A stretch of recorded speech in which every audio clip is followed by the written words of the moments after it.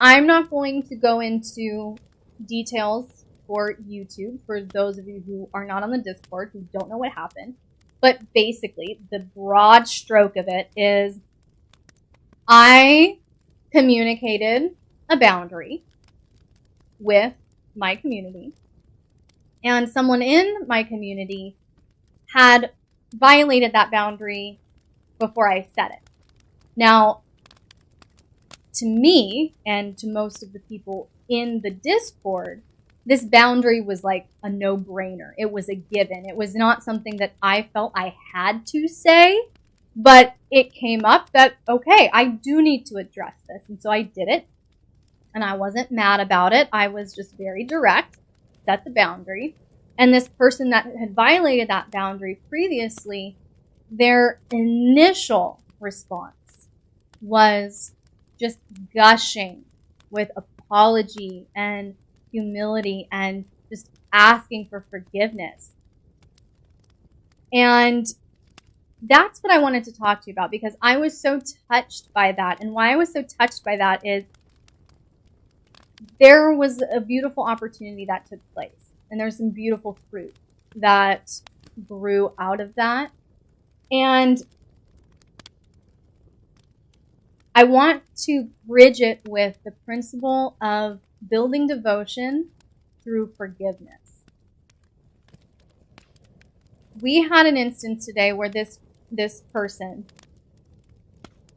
felt genuinely contrite, felt genuinely humbled. They even said, I feel ashamed of myself.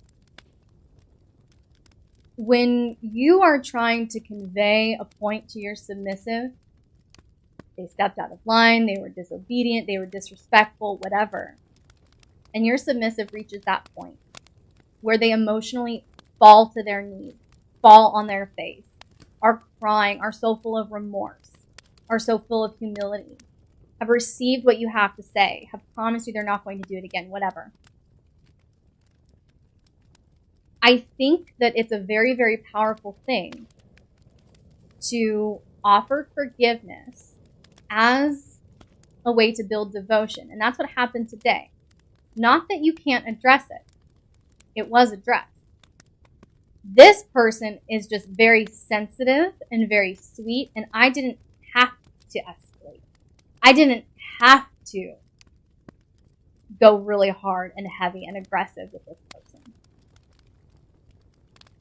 And I saw the break happen. And dominance, when you see that break, that genuine repentance where your submissive is going this way and they're like, oh shit, I have to turn around.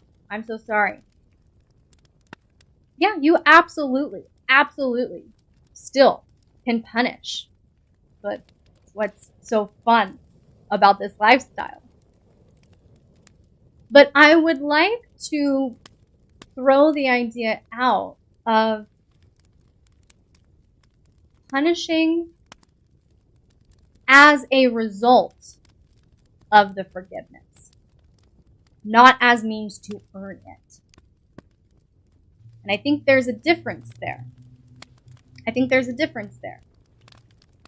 Because when your submissive feels constantly in trouble and constantly punished, they're probably going to be more likely to hide, to not talk to you, to walk on eggshells, whatever. Because there's this constant fear of punishment.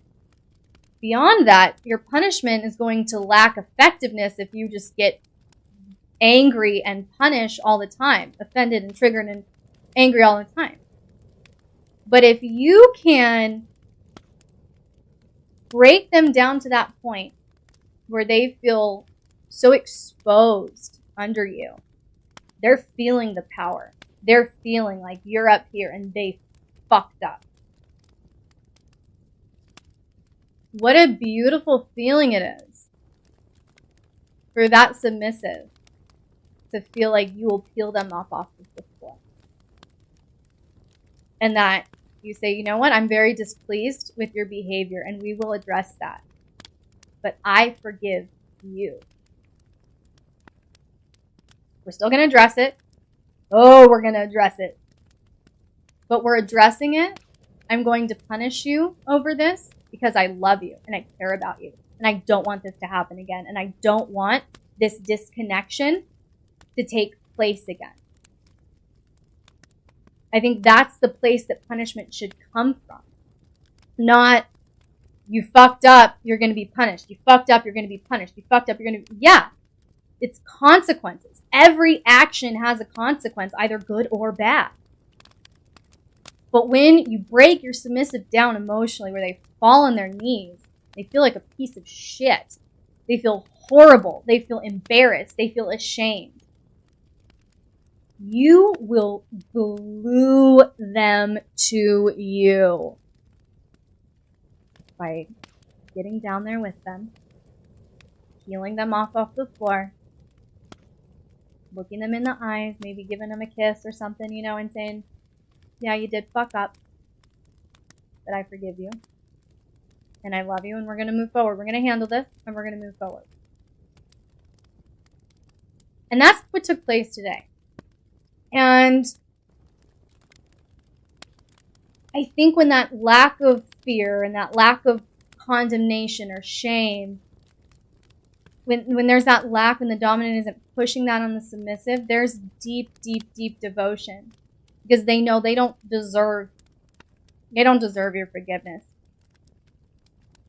But they have it. And then you can punish. And then you can redirect behavior. So again, I'm not saying dominants don't have boundaries, don't have expectations and rules, and absolutely have boundaries, have expectations, have rules. Demand obedience, demand respect from your submissive, all of those things. But when they're broken down, when they're on their knees, they feel that inferior to you. Got a lot of power there. You have the power at that point to leverage dominance, to leverage their pain, their shame, their remorse for deep, deep devotion. Deep devotion. And then when you go swinging an implement and it causes physical pain and they're being punished, or not even that, just some sort of other punishment that would be effective, you're still absolutely getting your point across. And they're going to remember that.